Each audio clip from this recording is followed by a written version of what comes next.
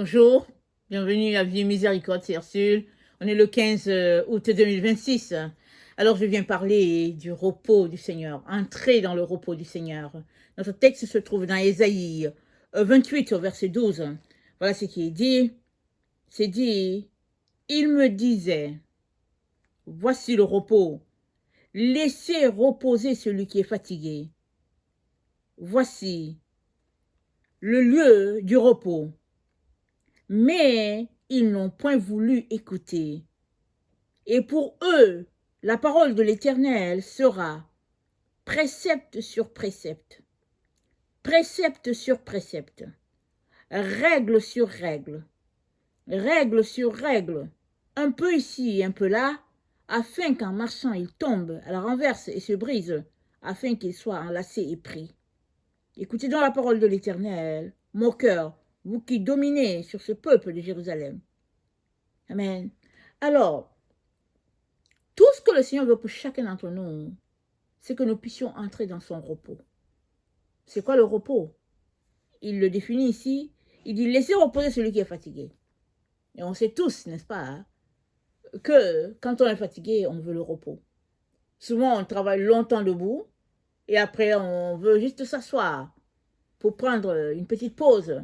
Ou bien on est fatigué de quelque chose et puis donc la fatigue, n'est-ce pas, ça vient après, après un travail, après s'être dépensé pour quelque chose. Et le Seigneur nous dit d'entrer dans son repos à lui. Le repos du Seigneur, c'est quoi? C'est le fait d'abord de l'accepter comme notre Seigneur et Maître et maintenant de marcher dans ce qu'il a acquis pour nous.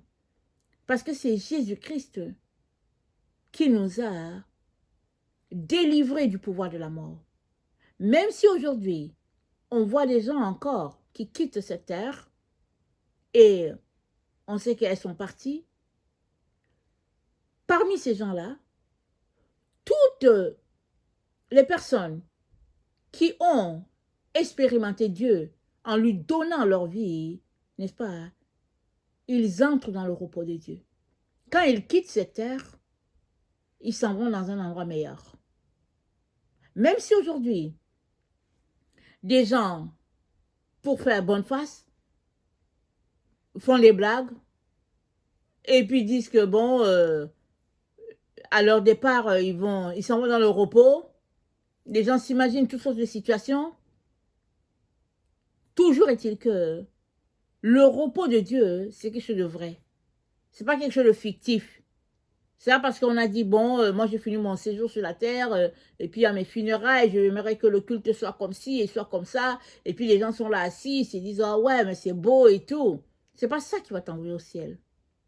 Ce qui va t'envoyer au ciel, dans la présence de Dieu, c'est que de ton vivant, tu as donné ta vie à Jésus, tu l'as invité à être ton Seigneur et ton Maître, tu as renoncé à marcher sur ta propre voie, et tu marchais sur sa voie à lui, et une fois que tu finis ton parcours sur la terre, normal que ton Dieu t'accueille à la porte d'entrée, n'est-ce pas? Et que tu ailles dans le repos éternel. Alors Dieu te dit aujourd'hui, toi qui es en train d'écouter cette vidéo, qu'il a du repos pour toi.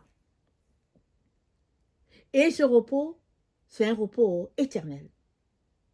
Il te suffit d'ouvrir la bouche, d'inviter Jésus-Christ à être ton Seigneur et ton Maître, et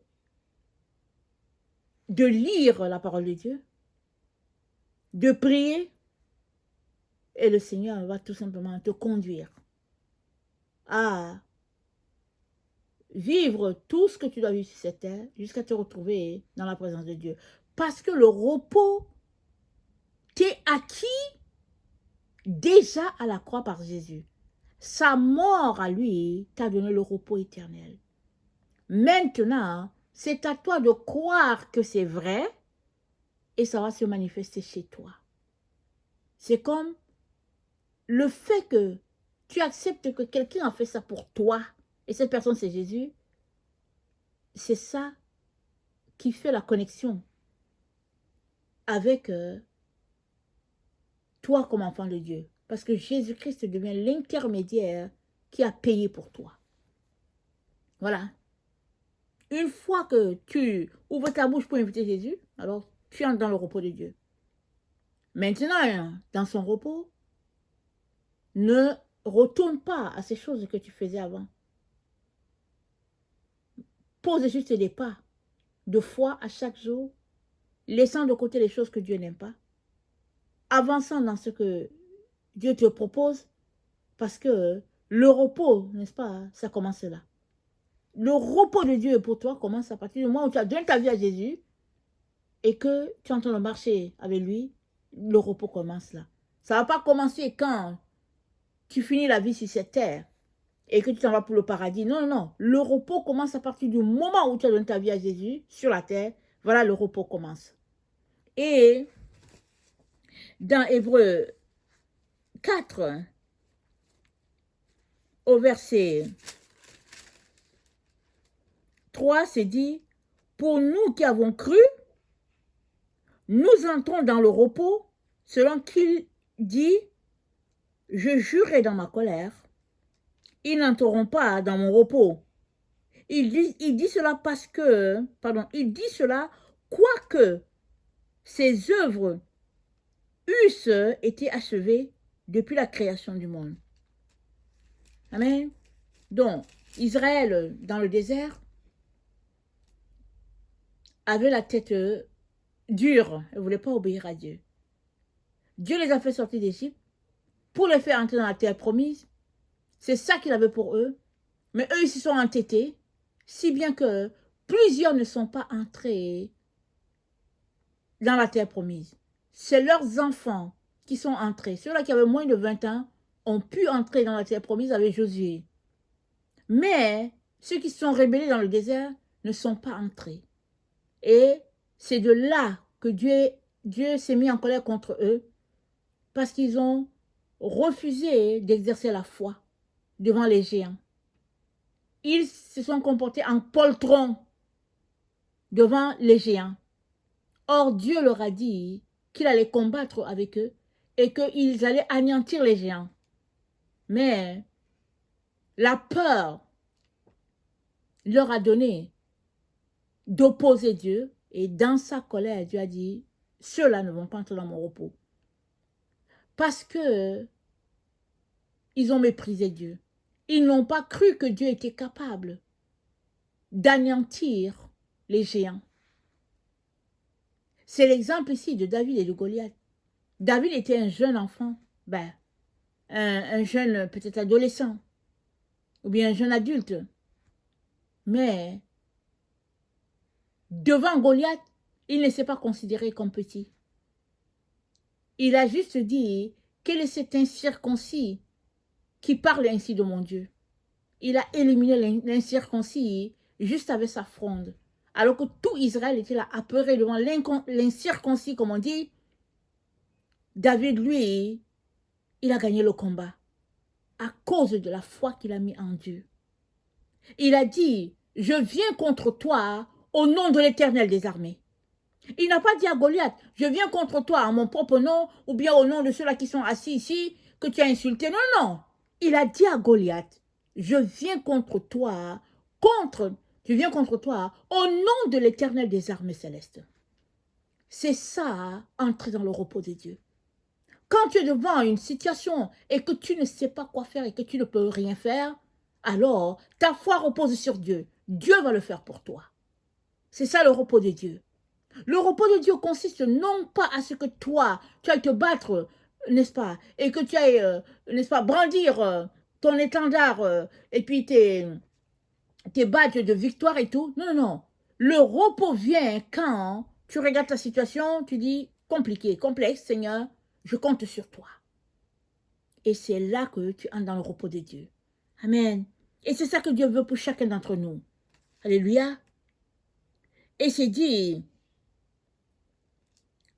au verset 6, je suis dans Hébreux 4. Or, puisqu'il est encore réservé à quelques-uns d'y entrer, et que ceux à qui d'abord la promesse a été faite n'y sont pas entrés à cause de leur désobéissance, Dieu fixe de nouveau un jour aujourd'hui en disant, hein, dans David, si longtemps après, comme il est dit plus haut, aujourd'hui, si vous entendez sa voix, n'endurcissez pas vos cœurs. Alors, n'endurcis pas ton cœur. Entre dans le repos de Dieu, c'est ce qu'il entend te dire. Aujourd'hui, si tu entends sa voix, entre dans son repos. Alors que tu es en train d'entendre, n'est-ce pas, ce message, si tu n'as pas encore donné ta vie à Jésus, ouvre ta bouche, invite-le à être ton Seigneur et ton Maître, et c'est comme ça que tu es dans le repos de Dieu. Le repos de Dieu ne consiste pas à compter sur tes forces à toi, mais consiste à compter sur les forces de Dieu. Et ce repos, c'est dit, il est disponible pour tous. Amen. Pourvu que tu crois que Dieu l'a fait à ta place. Amen. Alors, qui connaît le repos du Seigneur, connaît la paix. Amen. Jésus-Christ a dit quoi? Il dit, je vous donne ma paix. Je ne vous la donne pas comme le monde la donne. Croyez en Dieu et croyez en moi. Donc, la paix de Jésus, c'est le repos. Et ça vient alors que tu décides de croire en Dieu et de croire à Jésus. C'est de lâcher prise, c'est d'arrêter de contrôler. N'est-ce pas, pour savoir, ok, où est la preuve que Dieu est vrai, où est la preuve qu'il existe, et puis où est la preuve qu'il va me répondre. Non, non, non. Ça, on appelle ça l'incrédulité. Et ça frise même un peu le mépris. Quelqu'un qui veut entrer dans le repos de Dieu, si on parle dans les termes monétaires, va risquer quelque chose. Il va dire, ok Dieu, je ne t'ai jamais vu, je n'ai jamais entendu ta voix, alors je choisis de croire que tu existes, que tu m'as créé, et Seigneur, c'est toi qui vas me prouver que tu es mon Père. Ça, c'est une prière, n'est-ce pas? Et Dieu, il aime les prières comme ça. Puisque tu n'as jamais entendu sa voix, puisque tu ne le connais pas, puisque tu ne sais même pas si c'est vrai, mais que tu as choisi de croire, alors Dieu va te le rendre. Il va se révéler à toi. Et c'est ça qu'il aime. Il aime parce que c'est dit dans la parole de Dieu que Dieu a voulu que tous les hommes, à quelque lieu qu'ils soient, puissent le trouver lui en tâtonnant. Nous sommes dans Acte 17, le verset 27. Quoi qu'il ne soit pas loin de chacun d'entre nous. Donc, chaque personne sur la terre qui te dit qu'elle connaît Dieu, Dieu dit, c'est en tâtonnant qu'elle a connu Dieu, parce qu'au fait, c'est Dieu qui s'est révélé lui-même à la personne. Amen. Alors que tu cherches le Seigneur et que tu décides de goûter à son repos, il va venir se révéler à toi. Je t'encourage fortement à faire cette expérience. Tu ne vas pas le regretter. Amen. Que le Seigneur bénisse sa parole et que tu décides d'oser, de poser ce risque-là. Le Seigneur va venir. Il va changer, n'est-ce pas, tous tes doutes. Et aussi, il va répondre à toutes ces questions-là que tu te poses. Parce qu'il va marcher avec toi. Par son Saint-Esprit, il va te révéler tout ce que tu as besoin de savoir. Et ta vie va changer. Tu ne seras plus la même personne. À cause du triomphe, n'est-ce pas, du Seigneur Jésus-Christ sur ta vie et pour ta vie. Amen. Que le Seigneur bénisse sa parole et que sa joie soit notre force en ce jour. Amen et alléluia. Amen et amen.